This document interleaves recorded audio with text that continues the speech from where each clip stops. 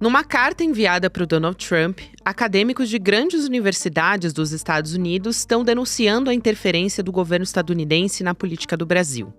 As ações do Trump, segundo o texto, seguiram um padrão observado na eleição vencida pelo republicano. Os autores da carta estão vendo um paralelo entre a conduta do Trump lá e a influência sobre o cenário político daqui no Brasil. O objetivo dessa carta enviada para o Trump e outras autoridades é justamente alertar sobre os riscos dessa interferência externa.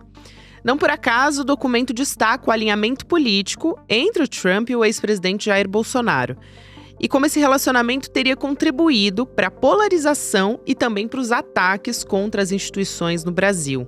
Além disso, essa carta também está mencionando o perigo de que essa história possa se repetir em futuras eleições. O alerta foi claro e só reforçou a importância da defesa da soberania nacional e do fortalecimento das instituições democráticas no Brasil. Segunda-feira, 18 de agosto de 2025.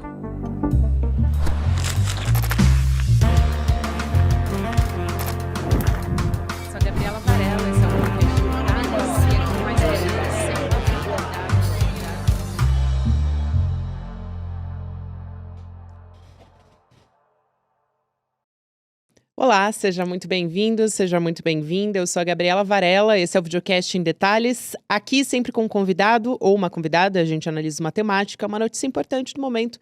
Hoje eu vou conversar mais uma vez com o professor, historiador James Green. Professor, é um prazer te receber aqui, seja muito bem-vindo. Muito obrigada pelo convite. Eu que agradeço, professor, e quero falar de uma iniciativa, de uma organização que teve ali muito do seu trabalho, que foi basicamente coordenar um grupo de cerca de 50 acadêmicos numa carta que foi enviada ao governo dos Estados Unidos, né, como coordenador nacional da rede Estados Unidos pela Democracia no Brasil. Mas para a gente falar como foi o teor dessa carta, a importância dela acontecer, tem diversas universidades que esses docentes fazem parte, a Brown, Columbia, Harvard também, enfim, as universidades Ivy League.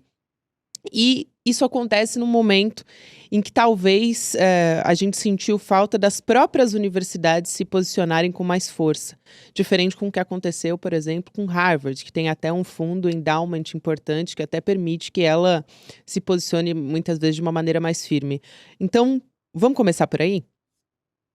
Vamos. Então, primeiro, há que sempre lembrar que os americanos sabem muito pouco sobre o Brasil e de vez em quando aparece nos jornais, nas notícias, e eles podem prestar atenção e entender ou não. Então, sempre um grande desafio para quem trabalha sobre o Brasil, pesquisa o Brasil, ensina nas aulas sobre a história, a cultura brasileira, de penetrar esse vazio que existe nos Estados Unidos.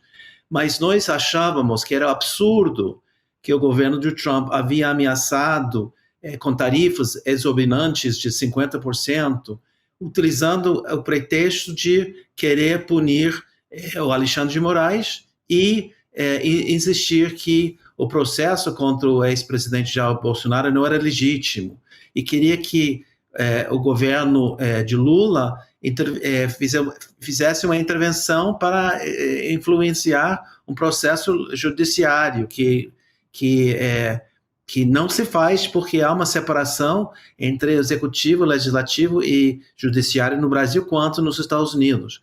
Então, nós achávamos um absurdo, então nós queremos informar, nós que somos especialistas no Brasil, conhecemos muito bem a sua história, sua cultura, sua situação nesse momento, achamos absurdo esse tipo de chantagem ao governo brasileiro, quando, na verdade, o sistema está tentando fazer justiça, reconhecer a democracia e o Estado de Direito. Isso é muito importante, professor, e eu acho muito relevante, principalmente pelo momento em que isso acontece, porque os acadêmicos estão se colocando nessa questão com muita firmeza, segundo o senhor estava explicando qual o teor da carta. E o Trump, ele intensificou essa campanha contra as universidades, contra as pesquisas, contra alunos, principalmente imigrantes, anunciando corte de verba para as universidades, ameaçando também perda de isenção fiscal.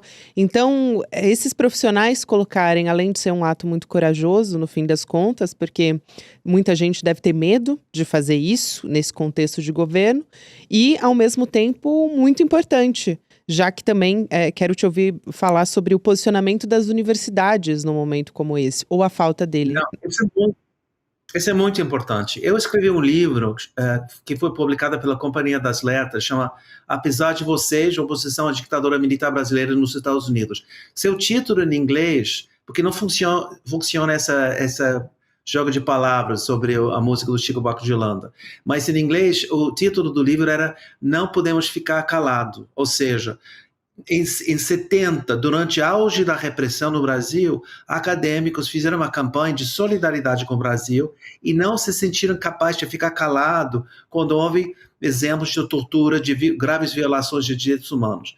Há uma tradição entre os acadêmicos americanos de ter posições sobre essas questões, e quando houve o golpe parlamentar contra o presidente Dilma Rousseff, começou todo um processo de mobilização de acadêmicos nos Estados Unidos, junto com brasileiros e brasileiros que estão morando nos Estados Unidos, trabalhando, estudando, para realmente defender a democracia no país. Por isso, fundamos a Rede nos Estados Unidos pela Democracia no Brasil.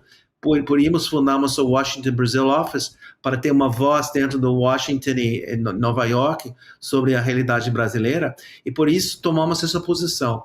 É claro que Trump está utilizando qualquer pretexto para silenciar as universidades, e eu não tenho dúvida que um ou outro professor pensou duas vezes, pensando não em ela ou ele, mas também pensando, será que isso vai provocar uma resposta do governo de Trump contra a minha universidade, que é uma universidade que não tem os recursos que tem Harvard para defender-se, para contratar advogados e tal.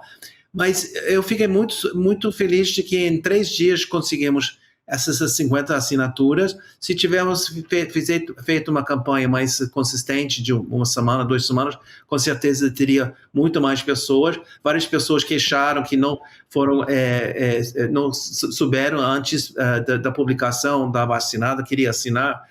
Então, há um sentimento. Há basicamente 800 especialistas no Brasil, nos Estados Unidos, nas universidades, seja nas ciências sociais ou nas humanas. Eu estou fora da ciência, que é outra área de pesquisa. Eu diria que 99% estão contra essas medidas do governo de Trump. Eu não conheço ninguém que acha que isso é bom para o Brasil, que é bom para os Estados Unidos.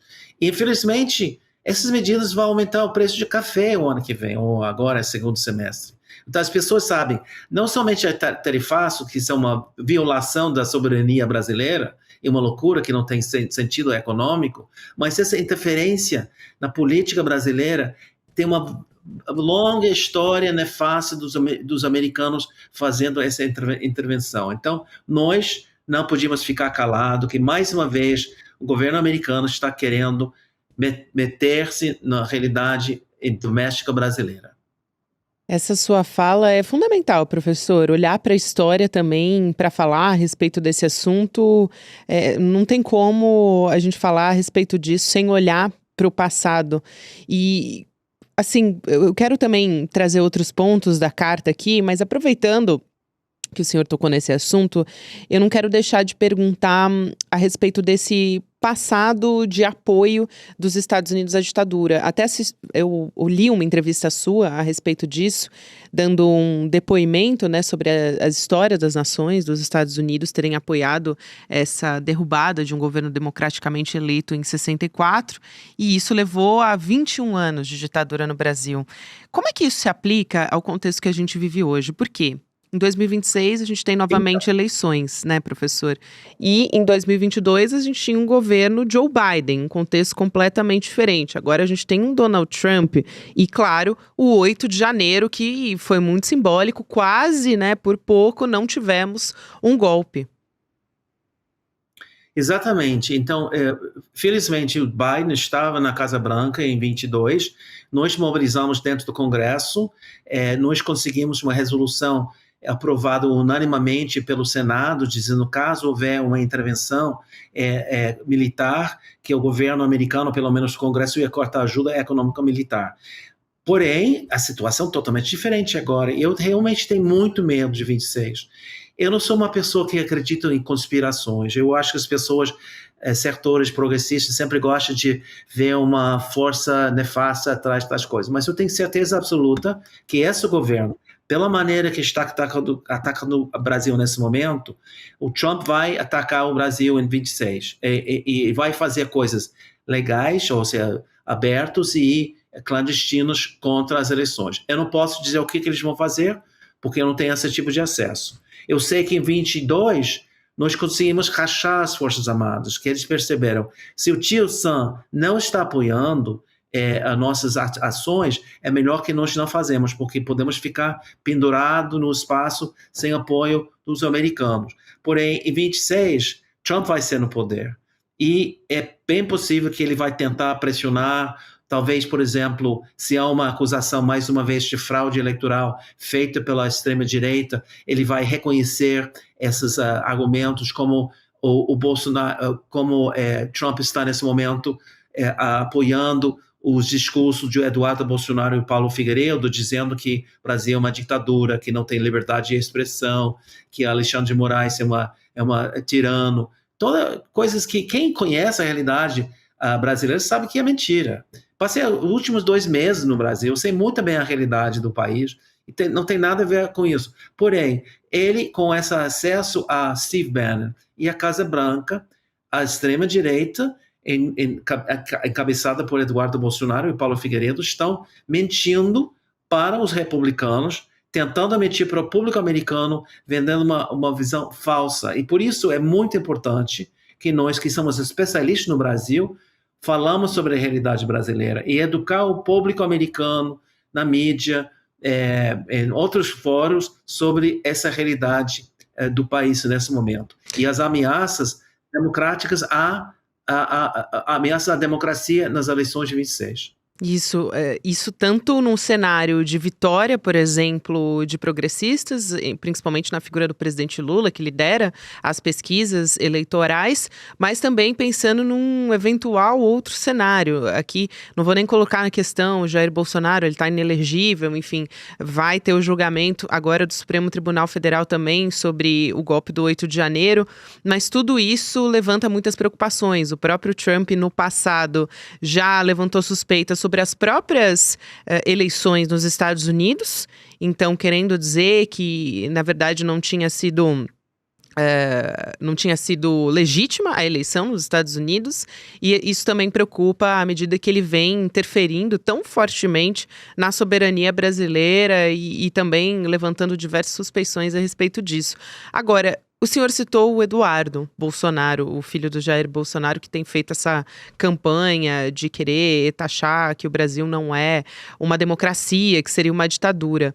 Ele vem falando, as últimas declarações dele têm sido absurdas em muitos níveis, mas a última declaração dele, pelo menos no momento que a gente conversa, né, professor, tem sido de que o tarifaço foi um sacrifício necessário. Ele quer convencer as pessoas disso também, porque tem essa pecha de que o Eduardo Bolsonaro foi a pessoa quem catapultou o tarifaço, no fim das contas, e impulsionou para que o Brasil fosse retalhado. Como é que isso repercute, professor, também na sociedade estadunidense? O senhor falou sobre a importância que vocês têm como acadêmicos de educar as pessoas, de levar a informação legítima para as pessoas. Como é que elas estão enxergando? O senhor consegue ver esse termômetro? Na verdade, sobre o Brasil, infelizmente, eu lamento muito, porque eu adoro a história do Brasil, você escreveu 11 livros sobre a história do Brasil, mas infelizmente as pessoas têm pouca informação. O que as pessoas nos Estados Unidos vão sentir na pele não é essa questão dessa ameaça sobre a soberania nacional e a democracia e as eleições. Vão sentir na pele a questão da economia, exatamente. O café. O que vai ser? Estão especulando que o preço do café, que hoje em dia você vai para um Starbucks, é $4,50, $4,50, vai ser $6. E ninguém vai comprar. Eu não vou comprar o café por $6 nos Estados Unidos. Então, isso vai ser uma situação onde as pessoas vão ficar revoltadas com a política de tarifas do governo de Trump. Eu acho que o Trump vai ter que obrigado a renegociar, e já o li nos jornais ontem, hoje, que talvez vá ter uma redução nas tarifas para café, porque realmente vai afetar. Eu acho que 30% do café consumido nos Estados Unidos é brasileiro. Então isso vai ter um efeito. Ou seja, as pessoas que não acompanham as notícias, que vivem suas vidas sem prestar muita atenção, vão sentir essas medidas de Trump na pele quando eles vão para comprar um café, vai para o supermercado, vai ver o preço de carne aumentou, que outros produtos que estão importados do Brasil são mais caros. Então, eles não necessariamente vão saber, bom, esse é um produto do Brasil que aumentou por causa da tarifa de 50%, mas vão saber que Trump prometeu deter a inflação e que não fez isso até agora. E um dos pontos mais fracos do mandato dele, onde eu acho que ele pode ser muito derrotado nas eleições na Câmara de Deputados em 26 e também no Senado, pela política horrível e idiota sobre as tarifas. Quer dizer, à medida que as pessoas, os empresários, enfim, as empresas, elas vão sentindo o efeito da economia, isso gera uma reação e também um entendimento sobre o que está acontecendo em relação ao Brasil. Porque o Trump, por exemplo, ele fala que a relação comercial com o Brasil, que o Brasil é um parceiro comercial horrível, ele deu essa declaração. Só que a realidade, se a gente olhar para os dados, professor, é de que o Brasil registra um déficit nessa relação comercial com os Estados Unidos há quase 20 anos. Então, o quanto essas mentiras que ele conta, os estadunidenses acreditam também. Eu queria entender isso melhor com o senhor. Então, há um elemento importante. Como nós passamos por um primeiro mandato de Trump e depois o Brasil passou por o mandato de Bolsonaro, e um jornalista inventou essa frase, o Trump of the Tropics, o Trump dos trópicos, Bolsonaro que é Trump. Há uma analogia que as pessoas estão fazendo. Como houve invasão do Capitólio e depois o Trump fez o absurdo de perdoar as pessoas que tinham invadido, inclusive atacado a polícia e tudo isso, e agora o extremo-direita está pedindo anistia para Bolsonaro, as pessoas acham que absurdo. Nos Estados Unidos, no Brasil, a grande maioria dos países está contra esse tipo de ações, tanto as invasões quanto as anistias.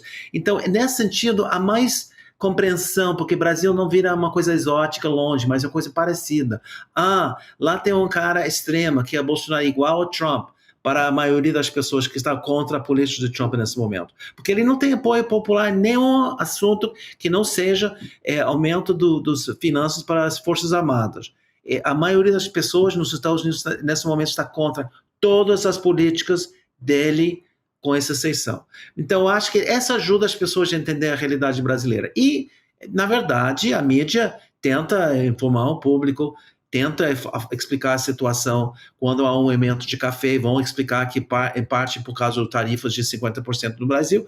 Eu não sei se as pessoas conseguem absorver isso, porque, infelizmente, qualquer brasileiro que viaja para o exterior sabe a falta de informação que as pessoas, a confusão que as pessoas têm sobre o Brasil. Mas é muito importante fazer essas campanhas e tentar educar as pessoas na medida possível. E eu acho que a realidade internacional, como esse fenômeno do Trump e do Bolsonaro, é um fenômeno internacional que está surgindo à extrema-direita em vários cantos do mundo. Eu acho que isso nos ajuda a informar as pessoas sobre essa influência internacional muito nefasta que está crescendo cada vez mais. Sem dúvida alguma. E o Donald Trump, até o senhor foi quem escreveu essa coluna, né, professor, no começo de agosto, o Trump caiu nas pesquisas também de opinião nos Estados Unidos, enquanto ele está impondo as tarifas ao Brasil. Então, esse sentimento de entender o quanto vai ser prejudicado economicamente está se refletindo também na própria percepção das pessoas sobre o governo do Donald Trump. E à medida que essas tarifas elas vão realmente tendo um efeito, claro que a partir do momento que o anúncio anúncio vem, os efeitos já começam a ser sentidos, mas até o final do ano, ao longo desse semestre, a gente vai perceber melhor como é que o mercado vai se acomodar em relação a isso. Eventualmente o Brasil buscando outros parceiros comerciais, já colocou também um pacote de benefícios para tentar amenizar os efeitos aqui no nosso país para esses setores, né? Não, exatamente. Por exemplo, eu descobri nesse processo de me informar sobre as tarifas, 99% de todos os brinquedos feitos nos Estados Unidos, consumidos nos Estados Unidos, são feitos na China. E com as tarifas altas que Trump está impondo, retirando, o Natal este ano vai ser muito caro para as pessoas. Porque crianças querem aqueles brinquedos que foram divulgados na propaganda, na televisão, e não vão conseguir. Ou os pais vão ter que reduzir os gastos, porque está aumentando a inflação e vai ser caro fazer esse tipo de gastos. Então, as pessoas vão, com certeza, aprender. Esses brinquedos foram feitos na China. Não sabia. Agora sabem, porque isso fica mais caro. Então, esse tipo de associação, acredito que vai acontecer no segundo semestre do ano. Seguindo a maioria dos economistas norte-americanos que estão prevendo um aumento significativo na inflação. E qual é a solução de Trump? Eliminar qualquer notícias, eliminar a pessoa que produz estatísticas sobre a inflação para que não haja essa informação para o público. É uma coisa louca, mas ele está fazendo isso. Isso é muito bom, professor, de associar conforme os produtos que vão ser consumidos. E nessa época do Natal, principalmente as crianças, os pais vão querer comprar brinquedos para as crianças. Isso é muito bom, porque aí a percepção está muito ligada também ao consumo e também de onde vem cada produto. E como o Trump tem falado, quase que todos os dias a gente tem uma notícia em relação à guerra comercial do Donald Trump, que impôs tarifa a um país e retirou. Então, esse vai e vem tem um efeito comercial no mundo todo que não tem como escapar. Tem uma outra questão que eu quero trazer aqui, que foi levantada também numa entrevista que o senhor deu para o Jamil Chad no UOL, quando fala dos esforços dos senadores dos Estados Unidos que expressaram essas preocupações com as tarifas que estão sendo impostas pelo governo Donald Trump, né? E com um propósito político de pressionar o Brasil, pressionar o Supremo Tribunal Federal, enfim, a gente sabe quais são os objetivos. Agora, eu te pergunto, professor, e acho que isso é muito importante, qual que tem sido a força dos democratas, né? Como é que tem sido a força política para conseguir combater efetivamente as ações do Trump? Eu acho que é uma resistência variada, de várias frentes, várias atividades estão acontecendo. Primeiro, as mobilizações descentralizadas em todos os estados, 15 em 15 dias. Milhões de pessoas estão na rua protestando. Na sua cidade, na sua pequena cidade, no seu bairro. Isso é uma coisa importante. Os democratas têm um problema. Eles não têm maioria tanto no Senado quanto a Câmara. E o sistema americano, tudo é controlado para a maioria. Se você não está a maioria, você não pode iniciar uma CPI, você não pode obrigar uma pessoa a depor dentro do Congresso por uma investigação. Tudo é controlado pela maioria, no caso, nesse momento, os republicanos. Então, é muito difícil, como o centro-esquerda no Congresso brasileiro tem muita dificuldade quando a centro-direita está na maioria no Congresso para poder legislar. E, pelo menos no Brasil, tem um presidente que faz parte do centro-esquerda e, infelizmente, nos Estados Unidos é centro-direita, ou direita, extrema-direita que controle a Casa Branca. E também o STF americano. Então, uma maioria de 6-3. Então, os democratas estão numa situação muito complicada. Eu acho que eles estão resistindo. A coluna que eu vou escrever para a semana que vem é justamente sobre uma tentativa dos republicanos modificar os distritos eleitorais para as eleições de 26 para garantir mais possibilidade de eleger mais republicanos e manter a maioria na Câmara de Deputados.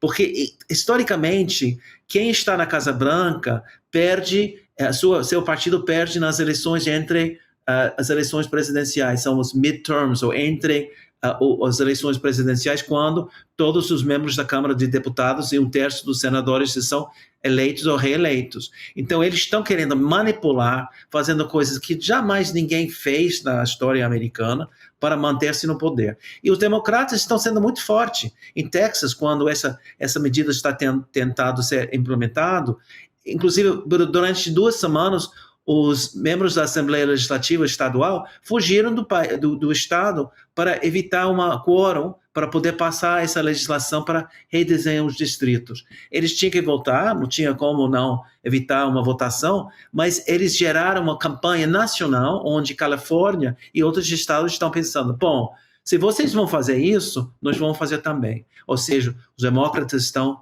resistindo, estão respondendo, estão procurando caminhos para tentar forjar uma frente única, forte contra o governo de Trump. E não é fácil. Com certeza. E isso acende uma esperança, acho que também, para a gente que está olhando aqui de fora, professor. Eu gostaria de lembrar, porque eu estava no Brasil e acompanhava muito a situação no primeiro ano do governo de Bolsonaro. Se não me engano, houve uma mobilização nacional do MST e uma mobilização dos estudantes sobre a questão das universidades. Em 19, antes do Covid, havia apenas 2 mobilizações nacionais. Na verdade, nesse mesmo período nos Estados Unidos, era muito, muito mais em termos de números de pessoas, em termos de atividade, em termos de respostas. Verdade. E é compreensível. No Brasil, as pessoas estavam deprimidas, desorientadas, desanimadas, Lula na prisão, decepcionada com tudo, sem saber o que ia acontecer. Aqui também, mas as pessoas reagiram, estão reagindo. Só que, infelizmente, essa notícia não chega. Eu leio na grande imprensa brasileira, mas não com a frequência necessária para entender a realidade. É por isso... E nesse momento os Estados Unidos estava parando o mundo inteiro com essas mobilizações. Essa lembrança é muito importante. Eu quero, professor, para a gente fechar, muito obrigada. É sempre um prazer te receber, professor. Obrigada pela sua gentileza e didatismo de sempre. É um prazer de estar conversando com você. Até uma próxima, professor. James Green, aqui da Universidade de Brown, historiador, conversando com a gente no Em Detalhes. Eu quero aproveitar esse momento para também te convidar para participar com a gente numa aula sobre o livro Como as Democracias Morrem, um best-seller do Daniel Ziblatt, coautoria do Daniel Ziblatt. Ele vai participar de uma aula aqui com a gente no dia 28 de agosto, 8 horas da noite. Tem tudo a ver com essa conversa que a gente acabou de ter com o professor James Green, de entender no mundo como as democracias são corroídas por esses agentes que se infiltram e querem tomar o poder. Estou falando aqui, claro, da extrema-direita. Quando a gente olha para o Brasil também, o Eduardo Bolsonaro, nessa figura que está lá fora, articulando tudo, articulando com uma extrema-direita mundial. Muito importante a gente ter essa percepção e também acompanhar essa conversa do Eduardo Moreira com o professor Daniel Ziblatt, que é professor de Harvard, tem muita experiência nesse assunto, e também incentivo vocês a lerem esse livro, que é basicamente uma literatura essencial para a gente conversar e enfrentar esses tempos difíceis. Então vai lá em detalhesicl.com.br, deixa o seu e-mail, aula de graça, é online e acho que é a aula mais importante que a gente já teve no ICL nos últimos tempos. Fica o convite para você. Agora tem o Mercado Investimentos, na sequência tem o Rolê ICL, você pode ouvir Em Detalhes todos os dias, de segunda a sexta-feira, nas plataformas de áudio. Até amanhã. Em 2024, milhares de pessoas de todo o Brasil se reuniram para um encontro memorável.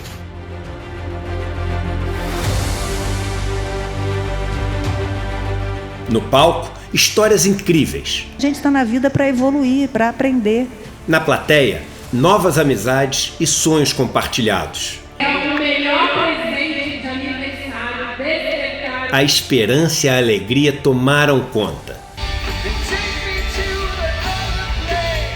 Vimos que um país mais justo, consciente e humano é possível. Vocês, espectadores, hoje são os protagonistas desse evento incrível e que desperta. Provamos que o conhecimento liberta e o coletivo transforma. Que a gente veio pra cá pra... Nós não precisamos ser médio, nós podemos ser grande, mas nós precisamos sonhar junto para ser grande. Mas esse foi só o nosso primeiro passo. Em 2025, o despertar volta ainda mais incrível, mais necessário, mais revolucionário, mais ICL do que nunca. Estaremos juntos para enfrentar um dos momentos mais difíceis de nossa geração. Chegou a hora de pôr a mão na massa, conspirar e agir, de se unir a milhares de pessoas que acreditam que chegou a hora da mudança e que ela só depende de nós. Despertar 2025, a revolução necessária. Vive esse encontro histórico com toda a comunidade ICL.